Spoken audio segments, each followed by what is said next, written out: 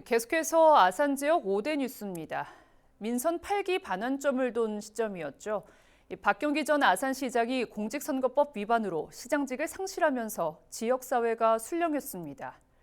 광역교통망 확충으로 지역 발전 기반을 마련한 한 해기도 했습니다. 보도 김장섭 기자입니다.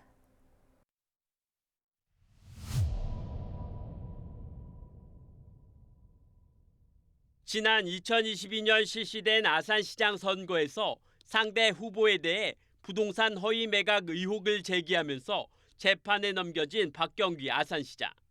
지난 10월 대법원 판결에서 벌금 1,500만 원이 유지되며 취임 2년 3개월 만에 시장직에서 물러나게 됐습니다. 아산을 새롭게 만들고 시민들을 신나게 만들기 위해서 정말 불철주야 일을 해왔는데 지금 박경기 호가 이제 멈추게 됐습니다. 저도 아쉽게 생각하고요. 아산시 수장이 낙마하면서 시정도 술렁이고 있습니다. 당장 중앙경찰학교 유치 같은 정치력이 필요한 현안 사업에 불똥이 떨어졌고 이순신 순국제전 등 연속성 있게 추진된 공약 사업들도 내년 예산안에서 줄줄이 삭감되며 추진이 불투명해졌습니다. 지역 정가 역시 내년 4월 2일 치러질 아산시장 재선거 예비후보 등록이 시작되면서 들썩이고 있습니다.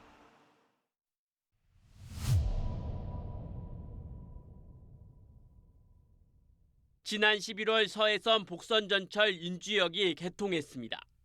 충남 홍성역을 거쳐 인주역, 그리고 경기도 서화성역을 연결하면서 충남과 경기도를 하나의 생활권으로 묶는 것은 물론 기존 장항선 노선과 연결해 홍성역에서 아산, 평택, 인주를 지나 다시 홍성역으로 돌아가는 아산만 순환철도 개통으로 이어졌습니다.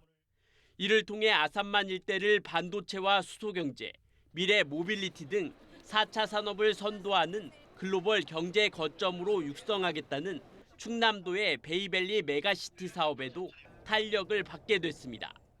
이어 이달 10일에는 아산시 두 번째 고속도로인 서부 내륙고속도로도 개통했습니다. 부여에서 평택까지 94km 구간으로 경기도 서남부권에서 충남 내륙까지 이동 시간이 1시간 30분에서 1시간으로 단축됐습니다. 아산의 경우 영인 나들목이 생겨나면서 교통이 불편했던 아산 지역 서부권 발전에도 크게 기여할 것으로 기대됩니다.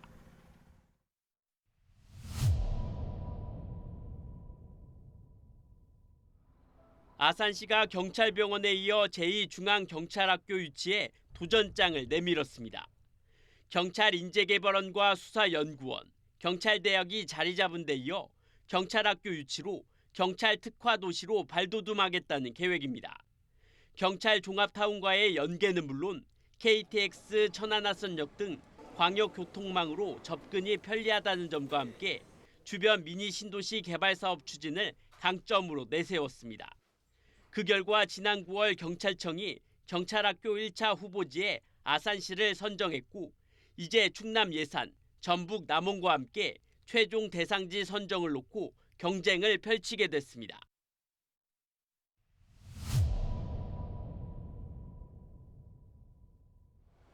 (2016년) 아산 지역 선거구가 하나에서 두 개로 분구된 이후 치러진 두 번의 총선에서 진보와 보수가 1대1로 균형을 맞췄던 아산시. 그동안 보수세를 보여왔던 아산 갑지역구의 사선 현역 의원이었던 국민의힘 이명수 국회의원이 불출마를 선언하면서 변수가 발생했습니다. 선거 결과 정권 심판론을 내세운 민주당 복귀항 후보가 당선됐고 20대와 21대 총선에서 민주당을 선택했던 아산 을 지역구에서는 예상대로 민주당 강우식 의원이 당선되며 3선의 고지에 올랐습니다.